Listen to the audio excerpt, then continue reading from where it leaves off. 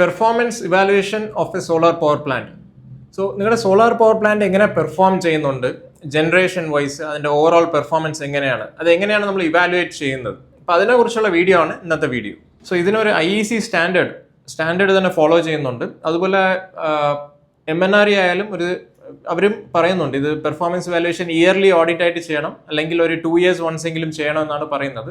So IEC 61724 ആണ് ഇതിന്റെ main standard. Basically നമ്മൾ എല്ലാവരും വലിയ പവർ പ്ലാന്റ്സിൽ നോക്കുകയാണെങ്കിൽ performance ratio PR ratio maintain ചെയ്യും. ഓരോ സ്പെസിഫിക് ഈൽഡും അത് മന്ത് വൈസ് അവർ നോക്കുന്നുണ്ട്. സോ ബേസിക്കലി ഈ PR എന്ന് പറയുന്നത് എന്താന്ന് പറഞ്ഞാൽ, പെർഫോമൻസ് റേഷ്യോ എന്ന് പറഞ്ഞാൽ നമ്മുടെ സോളാർ പവർ പ്ലാന്റ് ഒരു സമയം വരെ എങ്ങനെ പെർഫോം ചെയ്യുന്നുണ്ട് over A period of time, how well the plant is performing over A period of time.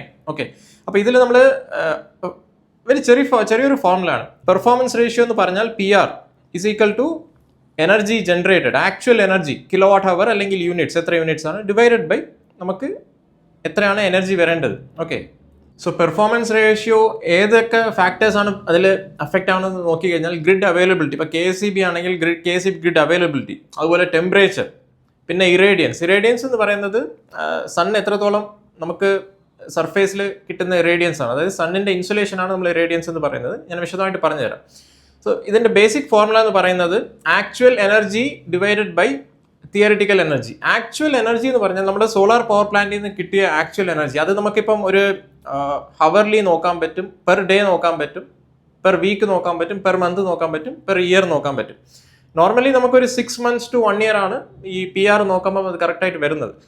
അപ്പം നമുക്ക് എത്രത്തോളം എനർജി കിട്ടിയിട്ടുണ്ട്, ആക്ച്വലായിട്ട് എത്ര എനർജി കിട്ടിയിട്ടുണ്ട്, എത്ര യൂണിറ്റ്സ് ആണ് നമുക്ക് ജനറേറ്റ് ആയിരിക്കുന്നത്, ഡിവൈഡഡ് ബൈ നമുക്ക് എത്ര യൂണിറ്റ്സ് ആണ് ജനറേറ്റ് ആകേണ്ടത്. ഇപ്പം ഈ ഒരു സ്ഥലത്ത്, ഇപ്പോൾ കേരളത്തിലെ ഇന്ന സ്ഥലത്ത് ഞാൻ ഇത്രയും പവർ പ്ലാന്റ്, ഒരു 20 kilowatt അല്ലെങ്കിൽ 10 kilowatt അല്ലെങ്കിൽ 5 kilowatt റെസിഡൻഷ്യൽ ഏതായാലും ഒരു 100 kilowatt പവർ പ്ലാന്റ് ഇട്ടു. അപ്പം ആക്ച്വൽ എനർജി എനിക്ക് ഇത്രയാണ് കിട്ടിയത്, തിയറിറ്റിക്കലി ഇത്ര കിട്ടണം. അപ്പോൾ ഇതിൻ്റെ ഒരു റേഷ്യോ ആണ് പെർഫോമൻസ് റേഷ്യോ. ഇത് ബേസിക് ആയിട്ട് പെർഫോമൻസ് ഇവാലുവേഷനിൽ ഫസ്റ്റ് പാരാമീറ്റർ ആണ് PR ratio. Okay, normally solar power പ്ലാന്റ്സിന് കമേഴ്ഷ്യൽ ആയാലും വലിയ സോളാർ പവർ പ്ലാന്റ്സ് ഒക്കെ നോക്കുകയാണെങ്കിൽ more than 80% ആണ് ഒരു PR റേഷ്യോ വരേണ്ടത്. ഓക്കെ, പക്ഷെ റെസിഡൻഷ്യൽ നോക്കുവാണെങ്കിൽ more than 80 to 85 up to 85% വരെ പോകാൻ പറ്റും.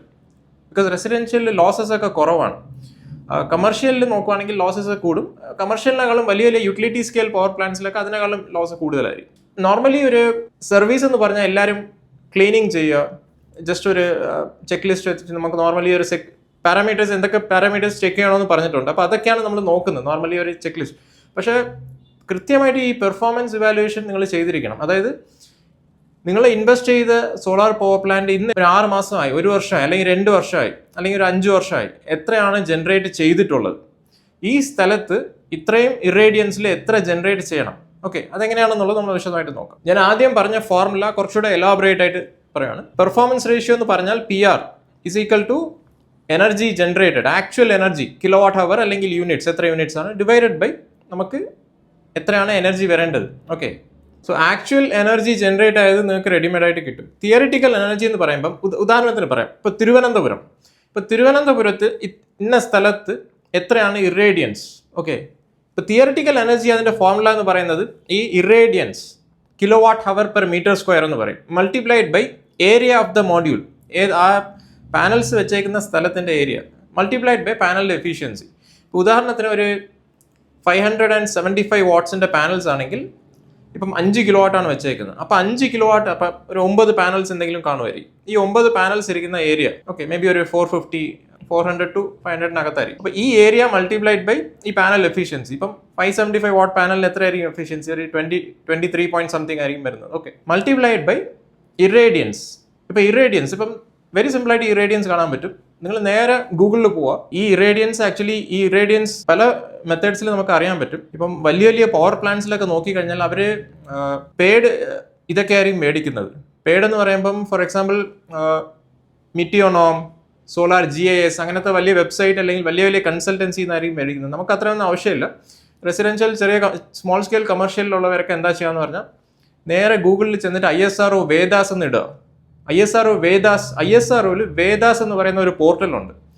ആ പോർട്ടലിൽ കയറി കഴിഞ്ഞാൽ നിങ്ങൾക്ക് അതിൽ ഇന്ത്യ മാപ്പ് കാണാൻ പറ്റും.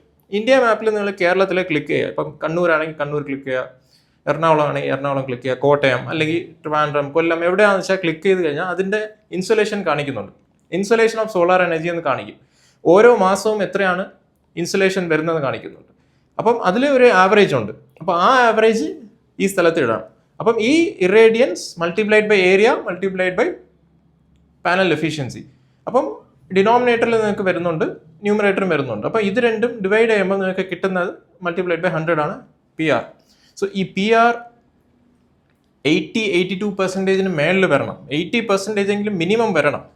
മനസ്സിലായില്ലേ? റെസിഡൻഷ്യലിൽ മാക്സിമം വരണം. ഇതൊക്കെ ഞാൻ പറയുന്നത് കമേഴ്ഷ്യൽ യൂട്ടിലിറ്റി സ്കെയിലാണ്.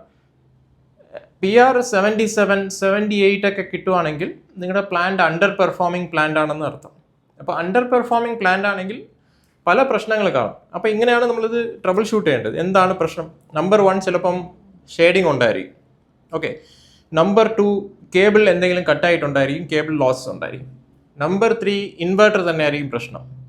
ഞാൻ ഈ പറയുന്ന പ്രയോറിറ്റീസ് എന്താണെന്ന് പറഞ്ഞാൽ ഇതാണ് എക്സ്പേർട്സ് പറയുന്ന മാക്സിമം പ്രശ്നം ഉണ്ടാവാനുള്ള സാധ്യത. First residential and small scale commercial roof top പ്രോജക്ട്സിലാണ് ഞാൻ പറയുന്നത്, ഗ്രൗണ്ട് മൗണ്ടഡ് അല്ല.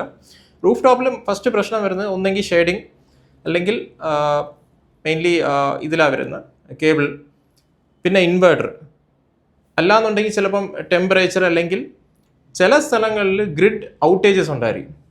ഇപ്പം ചില വീഡിയോയിലൊക്കെ പറയാറുണ്ട് KSEB പോകുമ്പോൾ ഇൻവെർട്ടർ ഓഫ് ആവുന്നുണ്ട്, അല്ലെങ്കിൽ ഔട്ടേജ് നടക്കുന്നുണ്ട്. അപ്പോൾ അതൊരു മെയിൻ റീസൺ ആയിട്ടായിരിക്കും വരുന്നത്.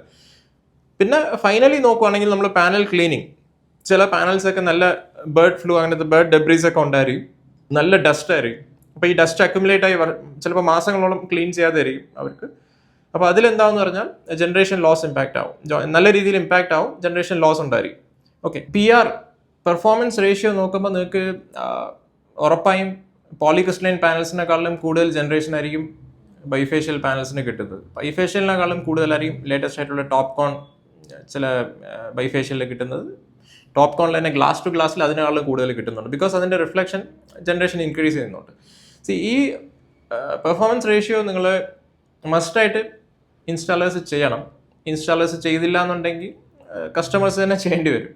അത് ഓരോ കസ്റ്റമറിനെയും ഇൻവെസ്റ്റ് ചെയ്തിട്ടുണ്ടെങ്കിൽ നിങ്ങൾക്ക് അത്രയും ജനറേഷൻ കിട്ടുന്നുണ്ടോ എന്ന് നോക്കണം. ജനറേഷൻ കിട്ടുന്നില്ല എന്നുണ്ടെങ്കിൽ അതിനുള്ള സൊല്യൂഷൻ എന്താണെന്ന് നോക്കണം. എന്താണ് പ്രശ്നം, എന്താണ് അതിനുള്ള സൊല്യൂഷൻ. ഇപ്പം നമ്മൾ തന്നെ നമ്മുടെ പ്രോജക്ട്സ് നോക്കിക്കഴിഞ്ഞാൽ പെർഫോമൻസ് വാല്യൂഷൻ ചെയ്യുന്നുണ്ട്. ഒത്തിരി സ്ഥലത്ത് നമ്മൾ എക്സ്പെക്റ്റഡ് എനർജീനേക്കാളിലും 3 to 4 times അല്ലെങ്കിൽ മോർ ദാൻ 5x ജനറേഷനാണ് കിട്ടുന്നത്. ചില സ്ഥലങ്ങളിൽ നമുക്ക് അണ്ടർ പെർഫോമിംഗ് പ്ലാൻസ് ഉണ്ടായിരുന്നു. അപ്പോൾ അണ്ടർ പെർഫോമിംഗ് പ്ലാൻസ് എന്താണെന്ന് നോക്കുമ്പം ചില സ്ഥലങ്ങളിൽ സ്ട്രക്ചറിൽ നമ്മൾ മാറ്റം വരുത്തി കൊടുത്തിട്ടുണ്ട്. ചിലപ്പം നമ്മൾ വെച്ചപ്പം അവിടെ മരമൊന്നും വളർന്നിട്ടില്ല, പിന്നീട് മരം വളർന്നിട്ടുണ്ട്. ഷെയ്ഡിങ് ഇമ്പാക്റ്റ് ഉണ്ട്. ചില സ്ഥലങ്ങളിൽ നമുക്ക് കേബിളിങ്ങിൽ പ്രശ്നം ഉണ്ടായിട്ടുണ്ട്. അപ്പോൾ അതൊക്കെ നമ്മൾ തിരുത്തണം. അപ്പോൾ അങ്ങനെയാണ് അണ്ടർ പെർഫോമിംഗ് പ്ലാനിന് നമുക്ക് പെർഫോം ചെയ്യാൻ വെക്കാൻ പറ്റുന്നത്. ഓക്കെ. സോ ഈ പെർഫോമൻസ് ഇവാലുവേഷൻ ചെയ്യുമ്പം നമ്മൾ ജനറേഷൻ കമ്പാരിസൺ ചെയ്യാറുണ്ട്. പൊതുവേ നോക്കുവാണെങ്കിൽ ഈ ബൈഫേഷ്യൽ പാനൽസ് അതുപോലെ ടോപ്കോൺ പാനൽസിന് വരുന്ന PR റേഷ്യോ കൂടുതലായിരിക്കും കിട്ടുന്നത്. അതുപോലെ സ്ഥലം ബേസ്ഡ് ജിയോഗ്രഫി. ഇപ്പം നമ്മുടെ ഇൻസുലേഷൻ, അത് ഈ ഇറേഡിയൻസ് ഉണ്ടല്ലോ, ഇത് ഇപ്പം കൊല്ലത്ത് കിട്ടുന്ന ഇറേഡിയൻസ് ആയിരിക്കത്തില്ല നിങ്ങൾക്ക് കാസർഗോഡ് കിട്ടുന്നത്, അതുപോലെ കണ്ണൂർ കിട്ടുന്നത്. ചിലപ്പം കാസർഗോഡ് കണ്ണൂർ കുറവായിരിക്കും. എൻ്റെ അറിവിൽ നോക്കുകയാണെങ്കിൽ ചിലപ്പം കുറവായിരിക്കും, കൊല്ലത്ത് കൂടുതലായിരിക്കും കിട്ടുന്നത്. ഓക്കെ. ചിലപ്പം പാലക്കാട് കൂടുതലായിരിക്കും ഇറേഡിയൻസ് കിട്ടുന്നത്, എറണാകുളത്ത് കുറവായിരിക്കും. അപ്പം ഒരു ജോഗ്രഫി ഒരു ഇമ്പോർട്ടൻസ് ഫാക്ടർ ആണ്. അപ്പം നിങ്ങൾ ചോദിക്കാൻ പറ്റും, നമുക്ക് ചെറിയൊരു രീതിയിൽ ഒരു 10 to 15 അല്ലെങ്കിൽ ഒരു 50 kWh വലിയ ചേഞ്ചസ് വരുന്നുണ്ടോ എന്ന് നിങ്ങൾക്ക് നോക്കിക്കഴിഞ്ഞാൽ നിങ്ങൾ ഇത് കാൽക്കുലേറ്റ് ചെയ്ത് നോക്കുക. ഇപ്പം കണ്ണൂർ വെച്ചിട്ട് ഒരു ഇറേഡിയൻസ് വെച്ച് നോക്കുക, കാൽക്കുലേറ്റ് ചെയ്ത്. അതുപോലെ കൊല്ലത്ത് വെച്ച് നോക്കുക. ചെറിയ ഒരു വേരിയേഷനിൽ തന്നെ വലിയ ഡിഫറൻസ് വരുന്നുണ്ട്. ഓക്കെ. ജനറേഷനിൽ വലിയ ഇമ്പാക്റ്റ് വരുന്നുണ്ട്. മനസ്സിലായില്ലേ?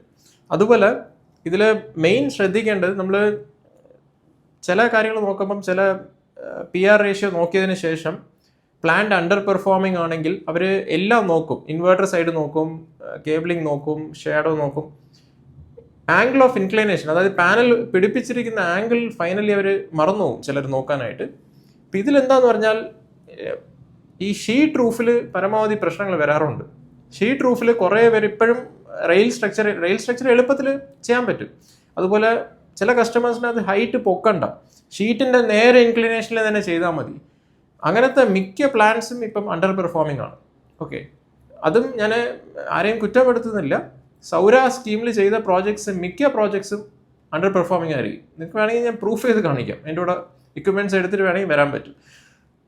റീസൺ എന്താന്ന് പറഞ്ഞാൽ ഈ ആംഗിൾ ഓഫ് ഇൻക്ലിനേഷൻ ആണ്. അതായത് ഇപ്പം ഒരു 8 ഡിഗ്രി അല്ലെങ്കിൽ ഒരു 9 ഡിഗ്രി ആംഗിൾ, അതാണ് ലാറ്റിറ്റ്യൂഡ്. നോർമലി നമ്മൾ പറയുന്നത് ഈ സ്ഥലത്തിൻ്റെ ലാറ്റിറ്റ്യൂഡ് ആയിരിക്കണം ആംഗിൾ ഓഫ് ഇൻക്ലിനേഷൻ. അപ്പോൾ ഈ ആംഗിളിൽ നിങ്ങൾക്ക് വെച്ച് കഴിഞ്ഞാൽ ഒരിക്കലും മാക്സിമം ജനറേഷൻ കിട്ടാൻ പോകുന്നില്ല. നമ്മളൊരു 12 ഡിഗ്രി 13 ഡിഗ്രി ഒരു 14 ഡിഗ്രിയിലായിരിക്കും നമ്മൾ ചെയ്യുന്നത്. ഇനി ചില സ്ഥലങ്ങളൊക്കെ 15 ഡിഗ്രിയും ചെയ്യുന്നുണ്ട് കേരളത്തിൽ തന്നെ. അപ്പം ഈ ആംഗിൾ ഓഫ് ഇൻക്ലിനേഷൻ ശ്രദ്ധിക്കുക. ഏത് ആംഗിളിൽ വെച്ചാൽ നമുക്ക് മാക്സിമം ഉൽപ്പാദിപ്പിക്കാൻ പറ്റുമോ എന്നുള്ളത് വേണം നോക്കാനായിട്ട്. ഷീറ്റ് റൂഫിലുള്ളവർ റെയിൽ സ്ട്രക്ചർ ചെയ്തിട്ടുണ്ടെങ്കിൽ നിങ്ങൾക്ക് മാക്സിമം എന്താ ജനറേഷൻ ഇൻക്രീസ് ചെയ്യാൻ പറ്റുക എന്നുള്ളത് നോക്കണം. ഒന്നെങ്കിൽ നിങ്ങൾ പാനൽസ് കൂട്ടണം, നമ്പർ ഓഫ് പാനൽസ് കൂട്ടണം, അല്ലാന്നുണ്ടെങ്കിൽ അതിൻ്റെ ഹൈറ്റ് കൂട്ടണം. നിങ്ങൾക്കിപ്പം ഇതാണ് ഷീറ്റ്, ഇപ്പം ഈ ഷീറ്റിൽ നേരെ ഇങ്ങനെയാണ് പാനൽ പിടിപ്പിച്ചിരിക്കുന്നത്. ഓക്കെ, കുഴപ്പമില്ല. ഇപ്പം ഈ ഷീറ്റിൻ്റെ ആംഗിൾ ഓഫ് ഇൻക്ലിനേഷൻ ഒരു 12 ഡിഗ്രി അല്ലെങ്കിൽ ഒരു 10 ഡിഗ്രിയുടെ മേളിലാണെങ്കിൽ നല്ല ജനറേഷൻ കിട്ടും. ചില ഷീറ്റൊക്കെ നോക്കിയാൽ ഇങ്ങനെ ആയിരിക്കും, അതായത് ഒരു 5 ഡിഗ്രി ആയിരിക്കും ഷീറ്റിൻ്റെ ആംഗിൾ ഓഫ് ഇൻക്ലിനേഷൻ, അല്ലെങ്കിൽ ലെസ് ദൻ 5 ഡിഗ്രി ആയിരിക്കും. ഇപ്പോൾ ഇതിൽ നമ്മളിങ്ങനെ പാനൽ പിടിപ്പിച്ച് കഴിഞ്ഞാൽ ജനറേഷൻ നിങ്ങൾക്ക് മാക്സിമം ജനറേഷൻ കിട്ടാൻ പോകുന്നില്ല. സോ അത് ബേസിക് ലോജിക്കാണ്. ഓക്കെ, ആംഗിൾ ഓഫ് ഇൻക്ലിനേഷൻ ഒരു പ്രൈം ഇമ്പോർട്ടൻസ് വഹിക്കുന്നുണ്ട്. പല സ്ഥലങ്ങളിലും ഇത് തെറ്റായിട്ടാണ് ചെയ്തു വെച്ചേക്കുന്നത്. അതുകൊണ്ടാണ് ചില പ്ലാൻസ് ഒക്കെ അണ്ടർ പെർഫോം ചെയ്യുന്നുണ്ട്. ഈ ആംഗിൾ ഓഫ് ഇൻക്ലിനേഷൻ മാറ്റി കഴിഞ്ഞാൽ നിങ്ങൾക്ക് നല്ല രീതിയിൽ ജനറേഷൻ കിട്ടും. ഓക്കെ, സോ ഇത് നമ്മുടെ ഫൈനൽ പോയിന്റ് ആണ്.